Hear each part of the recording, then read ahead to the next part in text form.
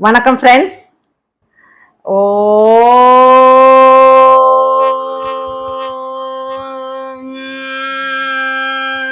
நம சிவாய. படைக்கும் தொழில் செய்யும் பிரம்மாவும் கலைக்கு நாயகியான கலை அரசியான சரஸ்வதி தேவியும் கணவனும் மனைவியும் என்பது எல்லோருக்குமே தெரிந்த விஷயம். ஆனா அதே பிரம்மாவும் சரஸ்வதியும் ஒரே பெற்றோர்களுக்கு மகனும் மகளுமாக பிறந்திருக்கிறார்கள். அவர்கள் அண்ணாவும் தங்கையுமா பிறந்து வாழ்ந்திருக்காங்க.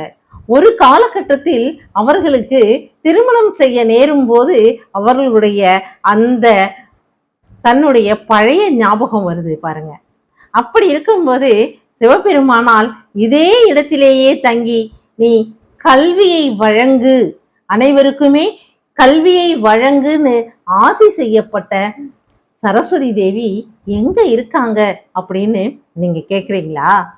ஆமா ஃப்ரெண்ட்ஸ், நமக்கு தெரிந்த கூத்தனூர் சரஸ்வதி தேவியின் புராண வரலாறு தான் இது. இந்த கூத்தனூர் சரஸ்வதி தேவியின் புராண வரலாற்றை பற்றி இன்னும் அதிகமாக இந்த பதிவுல நாம பார்க்க போறோம் ஃப்ரெண்ட்ஸ்.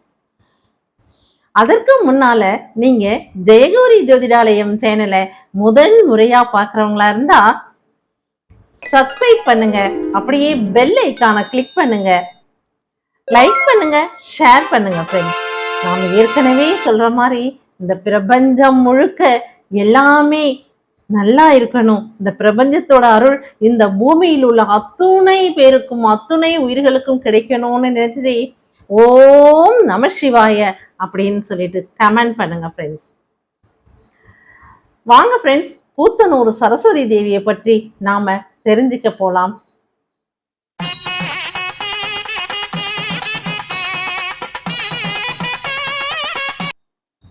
மயிலாடுதுறையிலிருந்து திருவாரூர் போற வழியில் இருக்கக்கூடிய பூந்தோட்டம் அப்படிங்கிற ஊருக்கு பக்கத்துல தான் கூத்தனூர் அப்படின்னு ஒரு ஊர் இருக்கு. அந்த கூத்தனூர்ல தனி சந்நிதியில அருள் புரிந்துகிட்டு இருக்கக்கூடிய அருள்பாலித்து கொண்டு இருக்கக்கூடிய சரஸ்வதி தேவியை பத்தி தான் நாம இங்க பார்க்க போறோம். இந்த சரஸ்வதி தேவிய நமது மாணவ செல்வங்கள் படித்து கொண்டிருக்கிற நம்முடைய குழந்தைகள் வழிபட்டா கல்வியில் நல்ல மதிப்பெண்ணுடன் தேர்ச்சி பெறுவர் என்பது ஐதீகம். அதோடு இல்லாம இன்று வரை அனைவருமே கூத்தனூர் சரஸ்வதி கோவிலுக்கு போய் வணங்கி வழிபட்டு வருகிறார்கள் குழந்தைங்களோட. இந்த கூத்தனூருக்கு சரஸ்வதி தேவி எப்படி வந்தா, இங்கே எப்படி அவளுக்குன்னு ஒரு தனி கோவில் அமைந்தது, சரஸ்வதி தேவிக்கு இங்க எப்படி ஒரு தனி கோவில் அமைந்ததுங்கிறதுக்கே ஒரு புராண கதை ஒண்ணு உண்டு. என்ன அப்படின்னு சொல்லி சொன்னா, இந்த இடத்துக்கு பக்கத்துலதான் ஏற்கனவே நம்ம ஒரு பதிவுல சொன்ன ருத்ரகங்கை என்னும் ஊரும் ருத்ரகங்கையாக பிரவாகித்து ஓடிக்கொண்டிருக்கிற அரசலாறும் கூட இருக்கு. இதை ஏற்கனவே நம்ம பதிவுல சொல்லியிருக்கோம். இப்ப இந்த இடத்துலதான் அந்த கூத்தனூர் ருத்ரகங்கை இது எல்லாமே பக்கத்துல இருக்கக்கூடிய ஊர்கள் தான். அப்பொழுது ஒரு காலத்துல பிரம்மாவுக்கும் சரஸ்வதிக்கும் பிரம்ம லோகத்திலேயே ஒரு சின்ன வாக்குவாதம் ஏற்பட்டுருச்சு. அந்த வாக்குவாதம் முற்றி பெரிய சண்டையாகவே உருவெடுத்துருச்சு பாருங்க. எப்படி அப்படின்னா, சரஸ்வதி தேவியார் சொல்லியிருக்காங்க, இந்த பிரம்மலோகமே ரொம்ப அழகா இருக்குன்னா அதுக்கு காரணம் நான் இருக்கிறதுனாலதான் அப்படின்னு சரஸ்வதி தேவி சொல்லியிருக்காங்க. உடனே பிரம்மா சொல்லியிருக்காரு, அப்படியெல்லாம் ஒண்ணும் இல்லை சரஸ்வதி, இங்கே இந்த பிரம்மலோகத்தில் நாயகனான பிரம்மாவான நான் இதை அப்படி சிருஷ்டிச்சு வச்சிருக்கிறதுனாலதான் இது இவ்வளவு அழகா இருக்கு. நீ அதிலே ஒரு அங்கமாக இருக்கலாம், ஆனா உன்னால் தான் அப்படின்னு சொல்ல முடியாது அப்படின்னு பிரம்மா சொல்லியிருக்கார். கிடையவே கிடையாது, நான் இருப்பதனால் மட்டுமே இந்த பிரம்மலோகம் இவ்வளவு அழகாக இருக்கிறதுன்னு சரஸ்வதி தேவியும் திரும்பவும் சொல்லியிருக்காங்க. இப்படி சொன்னதுனால இருவருக்கும் வாக்குவாதம் ஏற்பட்டு பெரிய சண்டையே வந்தாச்சு. உடனே கண்ணா பின்னான்னு ரெண்டு பேரும் சபித்து கொண்டார்கள். அந்த சபித்தலானது என்னாச்சு, பூமியில் அவர்கள் 2 பேரும் மானிடர்களாக பிறப்பதாக ஒரு நிலை உண்டாக்கிவிட்டது.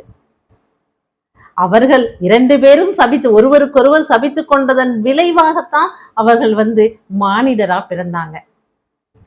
அப்படி மானிடராக பிறந்த அவர்கள் எப்படி பிறந்தார்கள்னா, இப்ப நாம வணங்கி கொண்டிருக்கிறோம் இல்லையா அந்த கூத்தனூர், இதற்கு பக்கத்துலதான் ஒரு இடத்துல ஒரே பெற்றோருக்கு மகனாகவும் மகளாகவும் அவதரித்தார்கள்.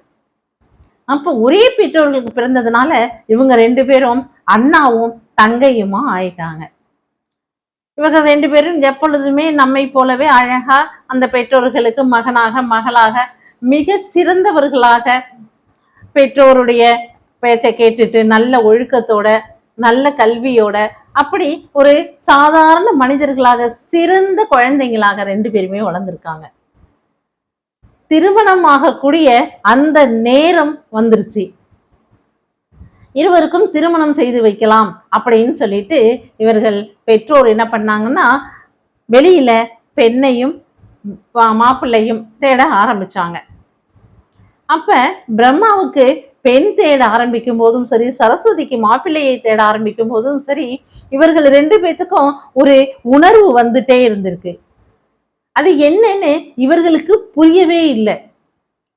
உடனேதான் ருத்ரகங்கையில ருத்ரகங்கைங்கிற ஊர் இருக்கு இல்லையா, அந்த ஊர்ல இருக்கக்கூடிய நம்ம பரிமள நாயகி சமேத ஆபத் சகாயேஸ்வரர் கோயில போய் அவங்க சிவபெருமான்கிட்ட, சிவபெருமானே எங்களுக்கு என்னன்னு புரியல, ஆனா ஏதோ ஒரு உணர்வு எங்களை தடுக்குது, நாங்கள் என்ன செய்யணும் அப்படின்னு சொல்லி சிவபெருமான்கிட்ட இருவரும் சேர்ந்து, அண்ணாவும் தங்கையும் சேர்ந்து போய் வேண்டுறாங்க.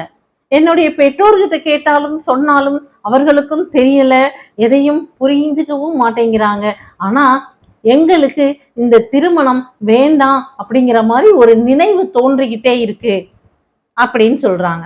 ஏன்னா நமக்கு தெரியும் இவங்க 2 பேரும் பிரம்மாவும் சரஸ்வதியும் இன்னைக்கு சகோதர சகோதரியா இருந்தாலும் அவர்களுடைய பிறப்பு என்னவா இருக்கு, கணவன் மனைவியா இருந்தவர்கள் தான் அப்படிங்கிறது நமக்கு தெரிஞ்சிருக்கு. இதை அறிந்த நம்ம சிவபெருமான் சொல்றாரு, நீங்க உங்க ஞான திருஷ்டியில பாருங்க, உங்களுக்கான தவத்தை மேற்கொள்ளுங்க, அப்ப ஞான திருஷ்டியில உங்களுக்கே தெரியும் அப்படின்னு சொல்றாங்க. உடனே பிரம்மா அமர்ந்து அவருடைய தவம், ஏற்கனவே அவர் பிரம்மா தானே, அதனால அவருக்கான அந்த உள்ளுணர்வு தவம் செய்யும் போது அவர் தான் பிரம்மா என்பதும் தனது மனைவிதான் சரஸ்வதி தான் இப்படி பிறந்திருக்கா தங்கையாகவும் அப்படின்னு சொல்லி அவர்களுக்கு தெரிஞ்சிருது. தெரிஞ்ச உடனே சரஸ்வதி கிட்டையும் சொன்ன உடனே, எப்படி நாம அண்ணன் தங்கையாக பிறந்துட்டு இந்த பூலோகத்துல அண்ணன் தங்கையாக பிறந்து எப்படி திருமணம் செய்து கொள்ள முடியும், அதனால இந்த பூலோகத்துல நாம திருமணம் செய்து கொள்ள வேண்டாம் அப்படிங்கிற ஒரு முடிவு எடுத்துட்டு ஆபத் சகாயேஸ்வரர் இருக்கார் இல்லையா, அவர்கிட்ட போய் கேட்குறாங்க. சுவாமி, நீங்க சொன்ன மாதிரி நாங்க தவம் இருந்தோம், ஞான திருஷ்டியில தெரிஞ்சிட்டோம், இந்த மாதிரி எனக்கு நான் பிரம்மானோ என்னுடைய மனைவிதான் சரஸ்வதி தான் எனக்கு தெரிஞ்சிட்டு சுவாமி, இப்ப நாங்க என்ன செய்யறது, எங்களுக்கோ பெற்றோர்கள் வெளியில மாப்பிள்ளை தேடிட்டு இருக்காங்க, பொண்ணு தேடிட்டு இருக்காங்க, நாங்க என்ன சொல்லட்டும் என்ன செய்யட்டும், அதை சொன்னாலும் பெற்றோர்கள் நம்புவார்களா அப்படிங்கிற மாதிரி எல்லாம் நம்ம சுவாமி கிட்ட சிவபெருமான் கிட்ட கேட்குறாங்க. உடனே சிவபெருமான் சொல்றாரு, நீங்க பெற்றோர்கிட்ட சொல்லிட்டு நீங்க இந்த மாதிரி விஷயம்தான் அப்படின்னு சொல்லிட்டு நீங்க கோவிலுக்கு வந்துருங்க.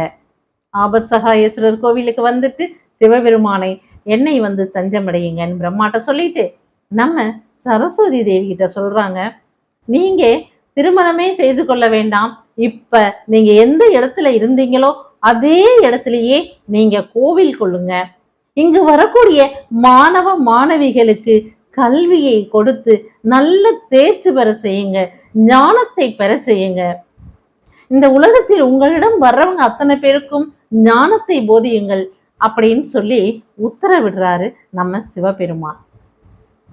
உடனே சரஸ்வதி தேவியும் அதே இடத்துல அமர்ந்து இன்று வரை, புராண காலத்திலிருந்து இன்று வரை அவங்க அதே இடத்துல அமர்ந்து நமக்கு மாணவ மாணவிகளுக்கு கல்விங்கிற செல்வத்தை வாரி வாரி வாரி வழங்கிக்கிட்டு இருக்காங்க. இந்த புராண கதையானது எல்லா இடத்திலும் இருக்கணும், தெரிஞ்சுக்கணும், தெரியணும் அப்படிங்கிறதுக்காக தான் இந்த பதிவுல நாம இத பதிவிட்டோம் ஃப்ரெண்ட்ஸ். அதற்கு பின்னாடி இந்த இடத்துல இருந்து கூத்தனூர் அப்படிங்கிற இடத்துல தான் சரஸ்வதி தேவி கன்னி சரஸ்வதியா, அதாவது பிரம்மாவை திருமணம் செய்து கொள்ளாத கன்னி சரஸ்வதியா அமர்ந்து மாணவர்கள் செல்வங்களுக்கு, மாணவ மாணவிகளுக்கு கல்வியை அள்ளி அள்ளி வாரி வாரி கொடுத்துட்டு இருக்காங்க. இந்த கூத்தனூர் ஊர்ல இருந்து அரசலாறு ஓடுகிறது. அந்த அரசலாறு தான் ருத்ர கங்கையாக பிரவாகிச்சிட்டு இருக்கான்னு நம்ம ஏற்கனவே சொல்லியிருக்கோம். ஏன்னா கங்கையானவள் அரசலாற்றோடு கலந்திருக்கா அப்படிங்கிறதையும் நாம ஏற்கனவே பதிவுல சொல்லியிருக்கோம். இப்ப இந்த கூத்தனூர்ல இருந்து அந்த ருத்ரகங்கைங்கிற ஒரு 2 கிலோமீட்டர் 2.5 கிலோமீட்டர் தூரம் வரைக்கும் அரசலாத்துக்கு பெயரே என்னன்னா திரிவேணி சங்கமம், தட்சிண திரிவேணி சங்கமம் அப்படின்னு சொல்றாங்க ஃப்ரெண்ட்ஸ். ஆமா, சரஸ்வதி தேவி ஏற்கனவே இங்க இருக்காங்க. அரசலாற்றுல ருத்ரகங்கை கலந்திருக்கா, யமுனை இவர்களோடு இணைந்து இருப்பதாக ஐதீகம். இப்படி இந்த இடத்துல கங்கா, யமுனா, சரஸ்வதி 3 பேரும் இந்த 2.5 கிலோமீட்டருக்குள்ள இருக்கிறதுனால அவர்களுக்கு பெயரே, இந்த இடத்துக்கு பெயரே திரிவேணி சங்கமம் அப்படின்னு சொல்றாங்க. அதனால நாம வடக்க அலகாபாத்ல போயிட்டு திரிவேணி சங்கமம் சொல்லிட்டு நாம ஸ்நானம் பண்ணிட்டு செய்ய வேண்டிய கடமைகளை எல்லாம் செய்துட்டு வருவோம். அதே போல இந்த திரிவேணி சங்கமத்திலும், அதாவது இந்த 2.5 கிலோமீட்டருக்குள்ள அரசலாற்றங்கரையில இந்த கூத்தனூர்ல இருந்து ருத்ரகங்கை வரைக்கும் இருக்கக்கூடிய இந்த 2.5 கிலோமீட்டருக்குள்ள திரிவேணி சங்கமம், தட்சிண திரிவேணி சங்கமம் அப்படின்னு சொல்றாங்க. பித்ருக்களுக்கு செய்யக்கூடிய தர்ப்பணங்கள்ல இருந்து எல்லாமே இந்த இடத்துல செய்யலாம் அப்படின்னும், நம்மளுடைய பாவ விமோச்சனங்கள் ஆகணும், பாவங்கள் தீரணும், விமோச்சனம் பெறணும் அப்படின்னாலும் இந்த இடத்துல வந்து ஸ்நானம் பண்ணி நம்ம ஆபத் சகாயேஸ்வரரையும் பரிமள நாயகி அம்மையும் வணங்குனா எல்லாமே நமக்கு நல்லதே நடக்கும் அப்படின்னு சொல்றாங்க ஃப்ரெண்ட்ஸ். அதே போலதான் இந்த இடத்துல வந்தோம்னா கூத்தனூர்ல இருக்கக்கூடிய நம் அன்னை கலை அரசி ஆகிய சரஸ்வதி தேவியை வணங்காமல் நம்ம போக முடியுமா? மனது இடம் கொடுக்குமா? அப்படி இருவரையும் இந்த இடத்தில் வந்து வணங்கி நம்மளுடைய பாவங்கள் விமோச்சனம் பெறவும், நம்ம கயாவில் செய்யக்கூடிய அந்த ஸ்ரார்த்தத்தை, அந்த பித்ரு தோஷங்களுக்கு என்னென்ன செய்ய வேணுமோ அதையும், பித்ரு கடன் சொல்லுவோம், அதையும் எல்லாவற்றையும் இந்த இடத்தில் செய்யலாம் அப்படின்னு சொல்றதும் ஒரு ஐதீகம். ஓகே ஃப்ரெண்ட்ஸ், அதாவது தட்சிண திரிவேணி சங்கமம் என்ற ஒன்றை இன்னைக்கு சொன்னதுல ரொம்ப சந்தோஷமா இருக்கேன் ஃப்ரெண்ட்ஸ். அடுத்த பதிவுல நம்ம சந்திப்போம். பாய்.